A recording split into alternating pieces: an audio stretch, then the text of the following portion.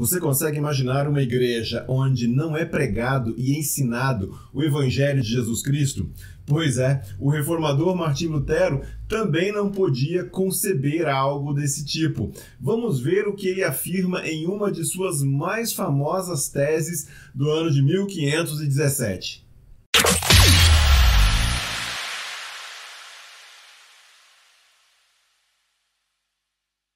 Nós já temos divulgado aqui vídeos a respeito das 95 teses de Martinho Lutero, teses que ele escreveu para combater a prática das indulgências. Uma dessas teses é especialmente famosa porque ela afirma qual é, no entendimento de Lutero, o bem mais precioso da igreja. Estamos falando da tese de número 62. O verdadeiro tesouro da igreja é o Santíssimo Evangelho da Glória e da Graça de Deus. Poucas pessoas, talvez, saibam, mas no ano seguinte da publicação das 95 teses, Lutero publicará um texto mais longo, procurando explicar em maiores detalhes cada uma das suas 95 teses. Essa publicação sai em agosto de 1518. Essas explicações a respeito das 95 teses, elas são um importante texto a respeito das indulgências e chegaria também às mãos da Cúria Romana. Esse texto deixa muito claro quanto é necessário uma verdadeira reforma na igreja. O ponto ali em que Lutero está tocando não é apenas um aspecto isolado ou secundário. Ele fala de algo que coloca em xeque toda a estrutura da igreja da época. A questão das indulgências, por um lado, tinha a ver com a expectativa de perdão, de absolvição e salvação que as pessoas tinham. Por outro lado, garantia recursos financeiros aos interesses eclesiásticos de homens poderosos à frente das instituições. A bala de prata de Lutero que atingirá todo esse esquema é a doutrina da justificação. Este é o tema-chave, a doutrina básica central da teologia de Lutero. O pano de fundo de suas explicações, portanto, é a teologia da cruz. Embora esse texto ainda não questione uma série de questões que Lutero viria a atacar mais tarde, ele se torna fonte importantíssima que nos permite conhecer a sua teologia e o seu desenvolvimento como pensador da igreja.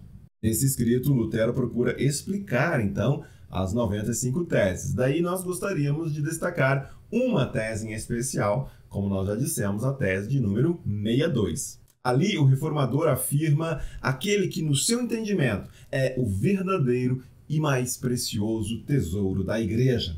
É certo que as tentações acompanham a todos nós, inclusive os líderes das igrejas, não poupando nem mesmo o clero. Com isso, nós podemos facilmente nos esquecer e sermos levados para longe daquilo que é essencial em termos da nossa fé. O que Lutero, então, tem a acrescentar a respeito dessa sua tese 62? Como ele vai desenvolver o tema a respeito daquilo que é o bem mais precioso da igreja? Lutero começa fazendo uma constatação a respeito de sua época, do seu tempo, algo que não deixa de ser ainda uma realidade em boa parte da igreja também hoje, nos nossos dias. Diz ele, em boa parte da igreja, o Evangelho de Deus é uma coisa bastante desconhecida, por isso temos que falar dele um pouco mais amplamente. As lideranças, aquelas pessoas responsáveis por zelar pelo verdadeiro tesouro da igreja, podem acabar se perdendo em coisas secundárias. Sim, se afundar em questões institucionais, em leis e regras secundárias e assim deixar em segundo plano aquilo que é essencial. A mensagem, em muitos púlpitos, pode acabar repercutindo palestras motivacionais, discursos religiosos e legalistas. Podem ainda repercutir manifestações políticas e ideológicas. Enfim, muitos acabam contando apenas historinhas para entreter as pessoas. Enquanto isso, a riqueza do Evangelho de Jesus Cristo é negligenciada. Em sua época, Lutero está combatendo as indulgências. Este era um assunto que vinha, em muitos casos, ocupando mais tempo nas igrejas do que a pregação do Evangelho. Também hoje, igrejas podem acabar se ocupando mais com temas envolvendo a arrecadação de dinheiro do que com o anúncio do Evangelho da boa graça de Deus. Mas, enfim, Podemos perguntar: que evangelho é esse? De que evangelho Martim Lutero está falando?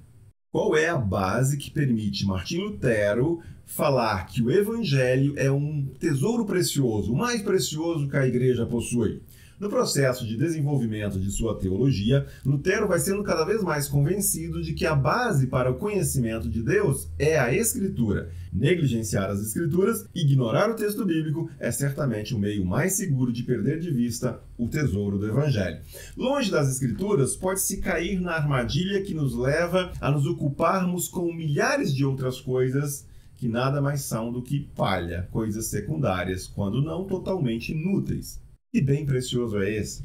O que é o Evangelho? O Evangelho, revelado a nós por meio das Escrituras e do Filho de Deus, é o sacrifício de Jesus Cristo na cruz para a redenção e salvação do pecador. Trata-se de algo que nos é dado por iniciativa divina. É graça. No que diz respeito à salvação, não há qualquer mérito de nossa parte. É esta a mensagem da igreja. É isto que a igreja possui de mais precioso e que deve ser anunciado ao mundo. O evangelho é nada mais, nada menos do que o próprio Jesus. Ele é palavra de salvação, palavra de graça, palavra de consolo, palavra de alegria, palavra de paz, dirá Lutero. Aqui ele lembra as palavras também do profeta Isaías. Como são belos sobre os montes os pés do mensageiro que traz boas novas de paz e salvação. Isaías 52, o verso 7. Uma igreja que tem clareza a respeito de seu verdadeiro tesouro sentirá entusiasmo do Espírito Santo. O Espírito que nos impulsionará para a missão de propagar as boas novas do Evangelho aos quatro cantos do mundo. Essa será uma igreja de verdade, que compreende o seu papel e cumpre a missão de Deus. Quando o Evangelho é negligenciado, então tomará o seu lugar todo tipo de ritualismos e religiosidade árida. Logo surgirão leis e regras que nada mais fazem senão oprimir a consciência das pessoas com culpa, medo e inquietação. Somente o Evangelho da maravilhosa graça de Deus vem ao temeroso e diz: não temas. O Evangelho diz ao que está triste: consolai-vos. O Evangelho é a mensagem que transmite a todo aquele que está sem esperança a mensagem de que há um Deus. Cabe à igreja seguir o exemplo de João Batista. Ele que não pregava ou anunciava a si mesmo, não. Ele, ao ver Jesus passando, apontou para o Mestre e disse aos seus amigos: vejam, é o Cordeiro de Deus que tira o pecado do mundo. O papel principal da igreja diante desse mundo é apontar para Cristo. A mensagem da igreja é a mais doce de todas as mensagens. É a mensagem que permite ao pecador encontrar a mais libertadora e verdadeira paz. Foi por iniciativa de Deus que vocês estão em Cristo Jesus, que se tornou a sabedoria de Deus em nosso favor, nos declarou justos diante de Deus, nos santificou e nos libertou do pecado, diz o apóstolo Paulo.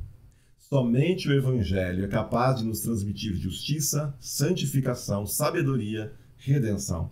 Tudo isso graças a Jesus. Tudo isso está disponível a todos os que creem em Jesus. Quando ouve esta afetuosa mensagem, dirá Lutero, a consciência pecadora revive e exulta em saltos de alegria e fica cheia de confiança. E já não teme a morte, nenhum tipo de castigo e de penalidades associadas à morte e ao inferno. Como poderíamos nós, como poderia a igreja, sabendo disso, sendo agraciada por isso, negar este tesouro a tantos que se perdem, que sofrem, perdidos que estão em culpa e desespero?